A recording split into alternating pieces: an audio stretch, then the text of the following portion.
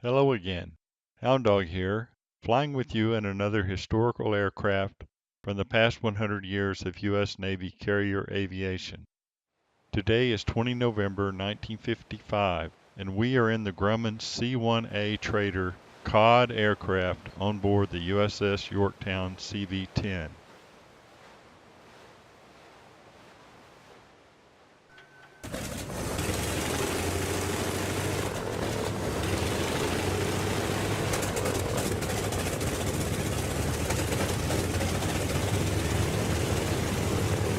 Radio check, 1, 2, 3, 3, 2, 1, radio check. The Navy acronym COD, pronounced COD, represents Carrier On-Board Delivery Aircraft with the mission of delivering people, mail, and high-priority cargo to the carrier at sea. In October 1955, the Grumman C-1A Trader became the first purpose-built COD aircraft to join the fleet. Up until that time, the Navy depended on a variety of operational fleet aircraft with more than one seat in a bomb bay to provide limited logistical support to the carriers.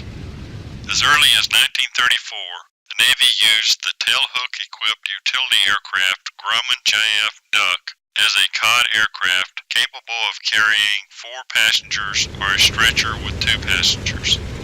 In 1939, the Navy modified 20 ducks with plush interiors for the sole use as executive transports. By 1950 and the beginning of the Korean War, the Navy's increasing need for regular logistics support by dedicated COD aircraft prompted the Navy to convert post-World War II surplus TBM-3 Avengers for use as COD aircraft. The TBM-3Rs, R being the Navy designation for a transport, were modified by removing the rear turret, machine guns, bomb aiming equipment, and armor plating, and installing a longer canopy to cover the old turret position. 7 seats were installed in the rear cockpit compartment, and the bomb bay was modified to carry stretchers or a special cargo basket. The TBM-3R was used extensively during the Korean War.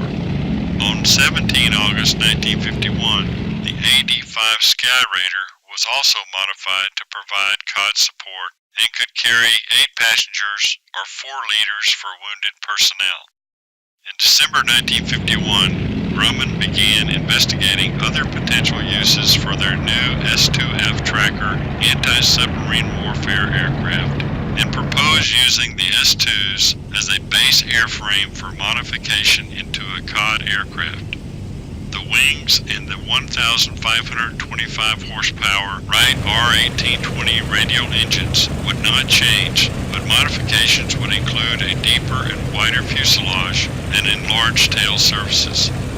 The new COD transport would accommodate 8 passengers plus a loadmaster, or 3,500 pounds of cargo. Initially, the Navy did not show interest in Grumman's new COD proposal, but by 1953, the experiences operating carriers in the Korean War had convinced the Navy of the need for a dedicated and reliable multi-engine COD aircraft capable of carrying larger and heavier loads, such as fully assembled jet engines and nuclear weapons.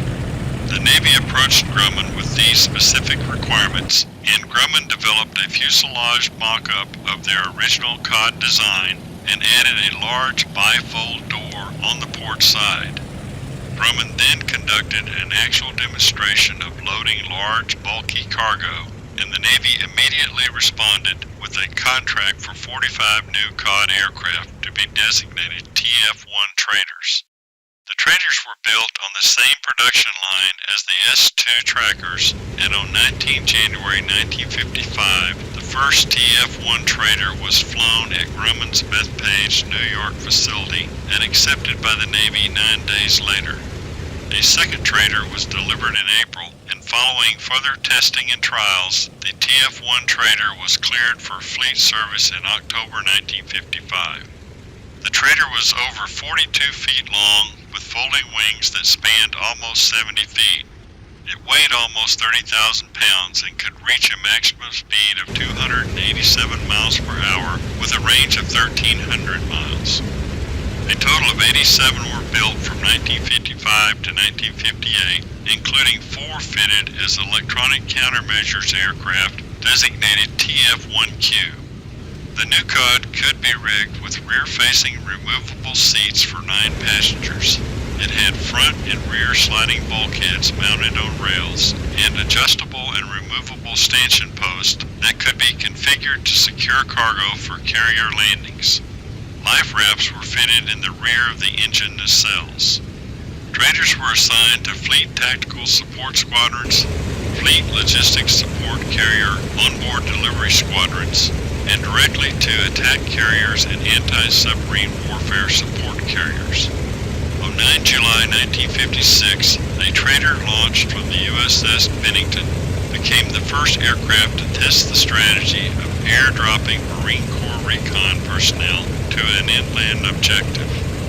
On 26 June 1959, a trader assigned to VR-21 flew 300 miles from the Naval Air Station North Island to the USS Yorktown to become the first aircraft to deliver a fully assembled J-34 turbojet engine to a carrier at sea.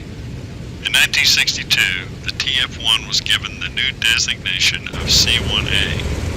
C-1A traders were used extensively during Vietnam, continuously shuttling personnel and cargo between task force carriers and the Naval Air Station Kippy Point in the Philippines or Da Nang Air Base in South Vietnam.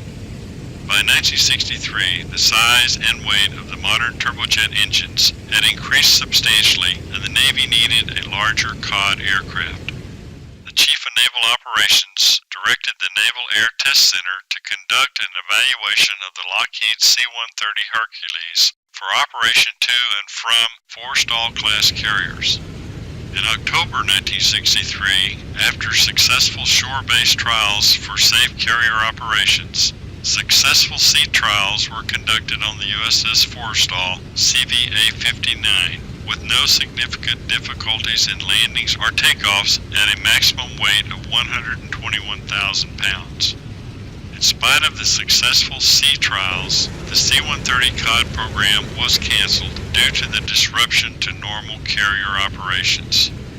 The Trader was the last carrier aircraft to require 145-octane avgas and cable bridles for catapult launches, and became increasingly difficult to support. This, combined with the C-1's limited range of 425 miles, restricted its role as the new larger and faster Grumman C-2A Greyhound COD aircraft was introduced to the fleet in 1966. In the early 1980s, all C-1A CODs assigned to the carriers were retired, and the last traders assigned to shore-based VR Logistics Support Squadrons were phased out in 1986.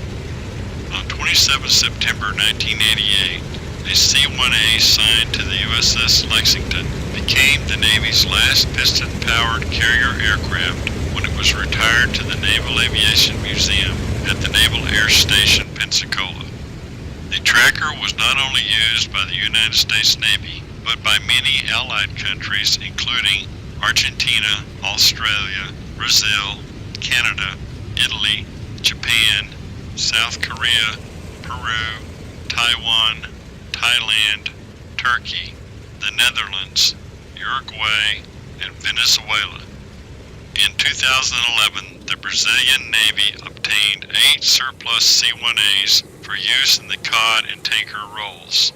The traders will be refurbished with modernized avionics and re-engined with Honeywell turboprops driving 5-bladed propellers. The KC-2s, as they will be known, will be capable of mid-air refueling and will operate from the carrier Sao Paulo.